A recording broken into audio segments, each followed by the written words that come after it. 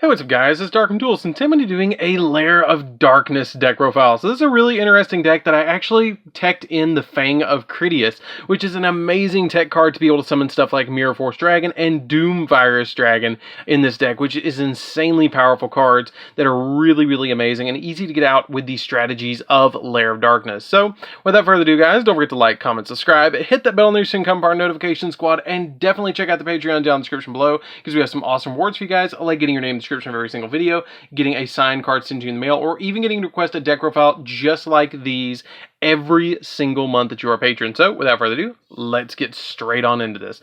So first off, we're going to be playing 2 copies of Darkest Diabolos, Lord of the Lair. So what this card does is basically, when your opponent cannot tribute this card, and it also has the ability that if a dark monster you control is tributed, except during a damage step, you can special summon this card from your hand or graveyard, which is a really good effect. And it also has the ability that you can tribute a dark monster, and your opponent places 1 card from their hand on either the top or the bottom of the deck. So that effect can actually be triggered by tributing your opponent's monsters if you have Lair of Darkness on your side of the field. If you're not familiar with what Lair of Darkness does, it basically lets you tribute your opponent's monsters once per turn to resolve an effect, which is really good.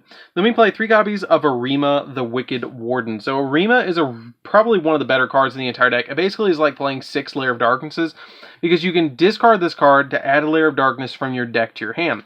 You can tribute a dark monster to draw a card, or if you tributed a dark monster other than this card to activate this effect, you can add a dark monster with 2,000 or more defense from your deck to your hand, which Darkest Diabolos has exactly 2,000. But the really cool thing about that is if you tribute out your copy, like if you tribute one of your opponent's monsters while you control Arima, and then you add Darkest Diabolos, when the chain resolves or the effect resolves, Darkest Diabolos is in your hand, so he starts a new chain and then can special summon himself even if he wasn't in your hand when you tributed the opponent's monster or your monster to resolve the effect of Arima, which is amazing.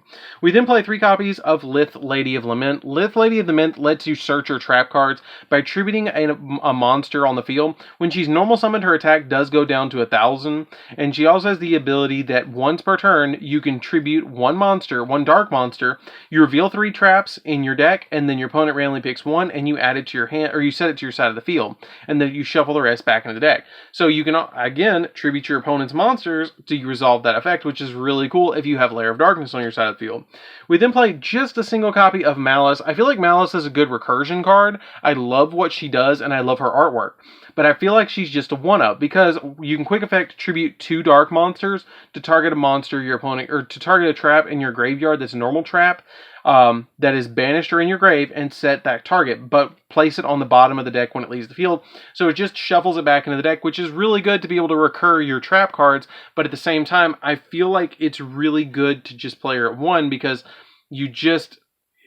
she's not good early in the game, she's good late in the game, and you have to tribute 2 monsters instead of 1, so you have to tribute 1 of yours and 1 of your opponents. So because Lair of Darkness only lets you tribute 1 monster. So a good card, but just a good 1-up to me. Then we play 2 copies of Tour Guide because they're all fiend monsters in this deck. 1 copy of Sangan. Sangan's really good because if this card is sent from the field to the graveyard, you get to add a monster with 1,500 or less attack from your deck to your hand, but you can't activate effects of that card for the rest of the turn after you activate that effect, which is totally fine, but you really just need that 1 Sangan to search your copies of, like, your copies of Tour Guide or your copies of Malice or stuff like that just to get them to your hand. Then we play a single copy of Skarm. Skarm is my 1-of tech card. Skarm is really good because if it's sent to the graveyard, you get to add a level 3 Dark Fiend monster from your deck to your hand, which is really good to be able to just add your Malice or your Lith or Tour Guide or Sandgame, whatever you need from your deck to your hand, which is super pivotal and helpful for the deck. So that's it for the monsters, guys. Let's get into the spells, which there are very few spells in this deck. So for the spells, we're going to be playing 3 copies of the Fang of Critias. So the Fang of Critias is basically the all-star of the deck. You want to get this card as quickly as possible, so you send a trap from your hand or field to the graveyard, and then you get to special summon a fusion monster that specifically lists the Fang of Critias on it. So that's either Mirror Force Dragon, Doom Virus Dragon, or Destruction Dragon, any of those 3 that you can instantly special summon on your side of the field. I do not play Tyrant Dragon. I do not like Tyrant Dragon. I don't think it's that great. You could tech in Tyrant Wing as a 2-of in the deck for a card that I will mention later and play Tyrant Wing Dragon if you want to go that route, but I don't think compared to the other 3, it's quite as good, so I don't play it. So, then we play 3 copies of Lair of Darkness. It lets you draw into your copies of the cards that you need, and the entire main deck is dark, so it's really easy to resolve your Lair of Darkness. So you play this card as a 3-of. We then play 3 copies of Super Polymerization, because Super Polymerization makes, everything's dark on the field when you have Lair on the field, so you might as well play Super Poly, because you can fusion some of your opponent's monsters away, and then Purple Dragon goes chomp chomp on your opponent's monsters, so you might as well. Then we play 3 copies of Lair of Darkness. Lair of Darkness is the key card of the entire deck. It is the field spell of the deck, and is just absolutely insane. What this card does is it lets all monsters on the field become dark. They're all dark. And then once per turn, if you attribute a card for a card effect, then you can tribute one of your opponent's monsters as well, instead of using one of your monsters, which is really cool. And then once per turn during the end phase, you special summon as many Torment tokens, Fiend type Dark level 3, 1000 attack, 1000 defense, as possible to the turn player's field up to the number of cards that were tributed. So if it's your opponent's turn and you tributed, or they tributed, or you tributed 2 cards, then they get 2 tokens on their side of the field. If it's your turn and you tributed 2 cards, then you get 2 tokens at the end phase. It doesn't matter if it was your opponent's effect or your effect, you get the tokens, which is pretty cool. So that's it for the spells, guys. 12 spells in the main deck. You don't really need that many spells besides the copies of Lair, the Allures, and the Super Polys, and the Fang of Critias being the main card of the entire deck. But it's really pivotal that you play those 12 spells. So for the traps, as you can see, we play a lot of traps. So for the traps, we're playing a single copy of Metaverse because you're trying to get to Lair of Darkness as quickly as possible. And this is essentially playing 7 Lair of Darknesses because you have Arima and Lair of Darkness and this. You play 2 copies of Lost Wind. Lost Wind is the card that I was going to mention you guys that you could drop if you wanted to play your copies of Fang of Critias, or not Fang of Critias, but Tyrant Wing, and play it as a 2-of to be able to search off of trap tricks. But I like the copy of Lost Wind because Lost Wind helps out a lot. Now, we'll mention you guys, I am not playing Infinite Impermanence in this deck. If you want to play Infinite Impermanence, drop these 3 cards, the Metaverse and the 2 Lost Wind, and play 3 Metaverse in this deck. Something else that I did consider temporarily was Evenly Matched, but I side the Evenly Matched in most of my decks. So I just left the Evenly Matched in my 15 card side, and I was like, okay, this is fine. But Evenly Matched is searchable, which is cool, but by the time you search it with Trap Trick, it's kind of dead. So what you do is, as you get that evenly matched to your hand, drop the evenly matched, blow board, and if they have tokens on their side of the field, the tokens can't be banished, so they have to send everything around the tokens to the graveyard. So that's kind of neat.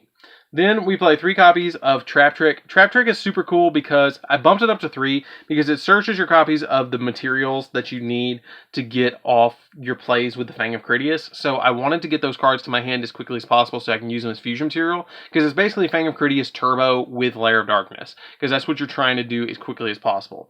You play 2 copies of Ring of Destruction. Ring of Destruction is super pivotal to get Destruction Dragon on your opponent's side, or on your side of the field, to be able to start popping your opponent's cards. So you play this card as a 2-of. It's the one that I'm the least worried about going into. I like going into Destruction Dragon, but I really want to go into Mirror Force and Doom Virus because I feel like those are the better 2, or the best 2. But what this card does is it destroys an opponent's monster, but you can't destroy a monster that will reduce an opponent's life points to 0. That's basically what it does, and that's the eroded effect of Ring of Destruction. We then play 3 copies of Mirror Force. Mirror Force is insanely good because, yes, it stops attack position monsters from destroying, they just destroys all your opponent's attack position monsters when they battle you, which is great. It's a good 3-of in here because it's searchable. It's really funny to flip Trap Trick on your opponent during their turn and put Mirror Force face down, and then they're like, oh, that's set now. Now that's old school. And then they don't know what to do against it because they're not going to attack you if they're going to lose all their monsters and they don't have a way to stop it. So they usually just pass, and then you can set board. So you can also use it as a big, well, it's not a bluff. It's kind of like a check that you're checking your opponent with the Mirror Force. We then play 3 copies of Crush Card Virus because you use it to go into Doom Virus Dragon, and this card's actually pretty decent in the deck because we play a lot of monsters with 1500 or less attack. And your opponent takes no battle damage until the end phase of the next turn, and also you look at your opponent's hand and all monsters they control that are 1500 attack or more, you destroy them, and then your opponent can destroy up to 3 monsters with 1500 or more attack in their deck. That's fine. It's not that big of a deal. Yes, decks really focus around sending cards to the graveyard nowadays, but it's not the end of the world. You're really trying to go for Doom Virus, so this card, you going to Doom Virus is a lot better, but you get the knowledge of looking at your opponent's hand for the next 3 turns, which is super cool. Then we play 3 copies of Eradicator Epidemic because if we're dealing with their monsters, we might as well deal with their spells or traps. So usually decks focus around either spells or traps or monsters. Like either spells and monsters or traps and monsters. It's not usually any more traps and spells and monsters. So like if you're playing against Adamantipator, this card's going to be kind of dead. But if you're playing against Eldritch, you can use this and then get rid of like cards that they have set or make them activate them or get rid of them.